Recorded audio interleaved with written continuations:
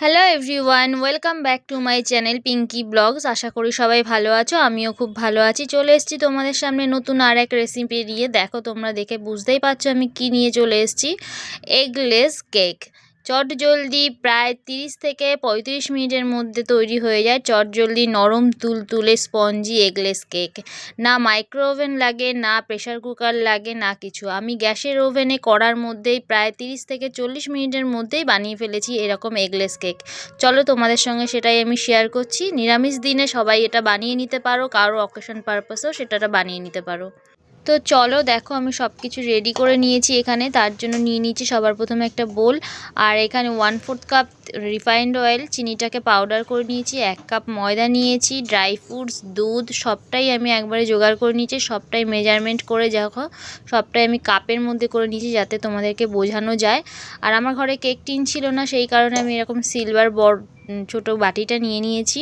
আর তার মধ্যে দেবার জন্য এই যে বাটার পেপারটাও আমি সাইজ করে কেটে নিয়েছি দেখো। তো চলো রেডি করি সব। বোলের মধ্যে দিয়ে দিলাম আমি এখানে মেজারমেন্ট করে রাখা অয়েলটা, রিফাইন্ড অয়েল, এটা দিয়ে নিচ্ছি। তার মধ্যে আমি দিয়ে নিচ্ছি এই যে পাউডার করে রাখা চিনিটা, তোমরাও পাউডার করে নিতে পারো।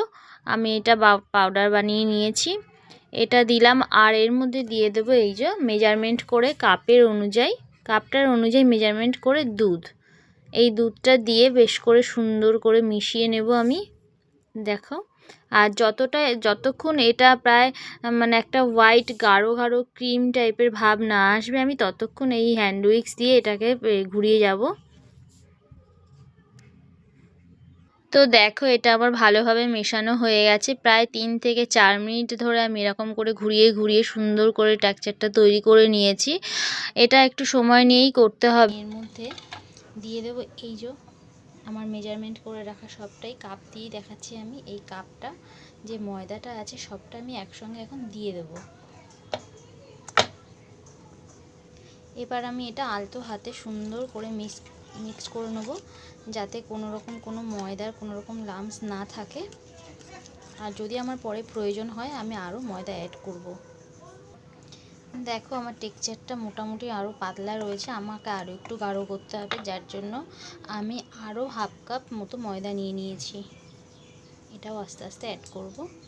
তো দেখো, ব্যাটারটা আমি একই রকমভাবেই ঘুরিয়ে যাব, কেন উল্টো পাল্টা ঘোরালে হবে না। আর এর ভিতরে যখন মোটামুটি কোনো রকম লাম্পস কিংবা কোনো রকম বাবলস না থাকে, সেই জন্য আমাকে আরও ভালো করে একই রকমভাবেই ঘুরিয়ে যেতে হবে।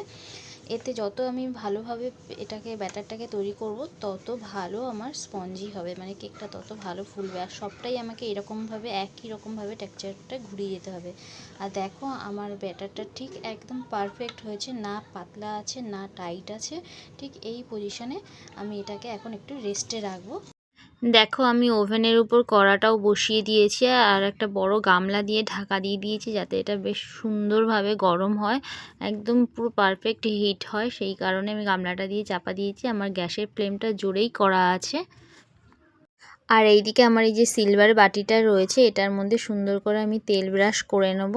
আর আমার হাতে যেহেতু ক্যামেরা, আমি ব্রাশ করাটা তোমাদের দেখাতে পাচ্ছি না। আমি মোটামুটি কমপ্লিট করে নিয়ে আসি, তারপরে তোমাদের দেখাচ্ছি।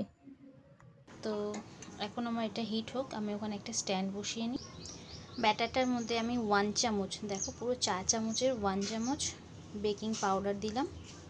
আর দেখো, যতটা বেকিং পাউডার দিয়েছি মানে 1 চামচ, তার থেকে হাফ চামচ আমি বেকিং সোডা দিলাম।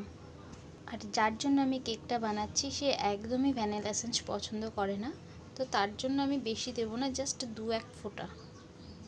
দেখো তোমরা, এই ব্যাস এইটুকুই দেবো। সে যেহেতু ভ্যানিলা এসেন্স পছন্দ করে না, তার জন্য তার এই গন্ধটা দূর করার জন্য, তার এই গন্ধটা নাকি খুব খারাপ লাগে, তো আমি সামান্য একটু দিয়েছি। তার এই গন্ধটা দূর করার জন্য আমি দিয়ে দেবো, দেখো এখানে এই যে 2 টাকা দামের একটা কফি পাউডার। এটা আমি আমার মতো করে বানাচ্ছি। হ্যাঁ, সবাই এটা ইউজ করতে নাও পারো, এটা স্কিপ করাও যেতে পারে, তবে ভালো লাগলে ইউজ করতে পারো। দেখো, কফি পাউডারটা দেওয়াতে এর কালারটাও চেঞ্জ হয়ে গেছে কি সুন্দর। আর আমার থিকনেসটা পুরো একদম পারফেক্ট রয়েছে। হ্যাঁ, তো এখন আমি এই যেটার মধ্যে আমি রেখে দিয়েছি তেল ব্রাশ করে, এই সিলভার বাটিটার মধ্যে, তো আমি এখানে এটা ট্রান্সফার করবো এবারে।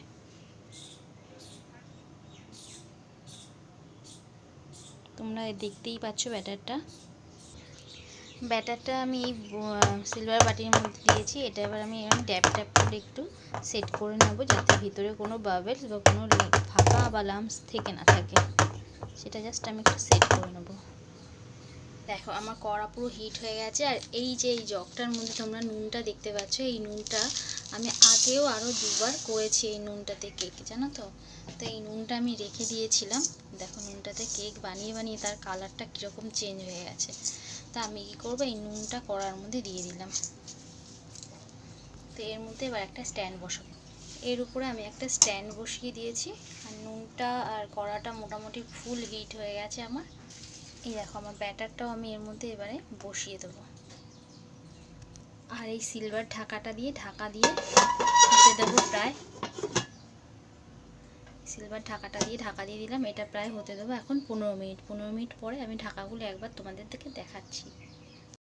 15 মিনিট প্রায় হয়ে গেছে, আমি চলে এলাম তোমাদের সামনেই। একটু ঢাকাটা ওপেন করে দেখি তার টেক্সচারটা কীরকম হয়ে আছে। দেখো আমি তো দেখে একদম অবাক, কি সুন্দরভাবে ফুলছে দেখো। আর এর মধ্যেই আমি দিয়ে দেবো একটু ড্রাই ফ্রুটস। আর ড্রাই ফ্রুটসগুলো দিয়ে আমি সুন্দর করে একটু সাজিয়ে দিচ্ছি, কারণ দেখতে যাতে ভালো লাগে। তোমরা ড্রাই ফ্রুটসের জায়গায় টুটি ফুটি কিংবা চেরি এই রকম দিয়েও একটু ডেকোরেট করে নিতে পারো। আমার কাছে সেরকম কিছু ছিল না বলেই আমি ড্রাই ফ্রুটস দিয়েছি।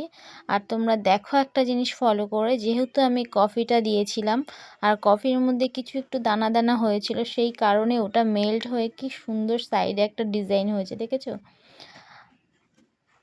এত সুন্দর লাগছে।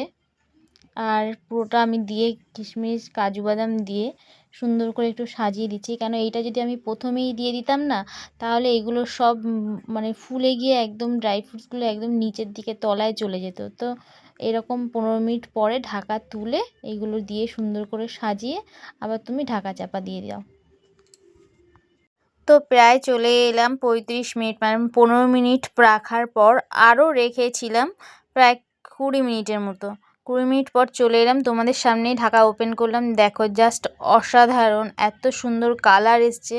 আর আমি এই টুথপিকটা দিয়েও তোমাদের সামনে চেক করে নিচ্ছি। আগে একবার আমি ছুরি দিয়ে চেক করেছিলাম, তো সেখানে ক্লিয়ার এসেছিলো, তবুও তোমাদেরকে দেখানোর জন্য এই টুথপিকটা দিয়ে আমি আর একবার চেক করে নিলাম। আমার টুথপিক একদম ক্লিয়ার এসছে। দেখো খুব সুন্দরভাবে তৈরি হয়ে গেছে। আর কালারটা এত সুন্দর এসছে, সাইডগুলো কি সুন্দর ছেড়ে দিয়েছে।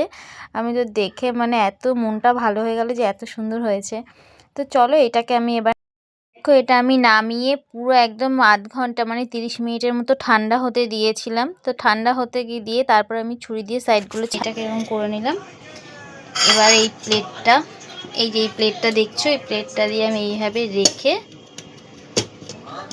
জাস্ট এইভাবে উল্টে দেবো। সুন্দর বেরিয়ে চলে এসছে, এই দেখো, দেখছো তোমরা কি সুন্দর বেরিয়ে চলে এসছে। আর এই দেখো পেপারটাও কি সুন্দর স্মুথলি উঠে যাচ্ছে।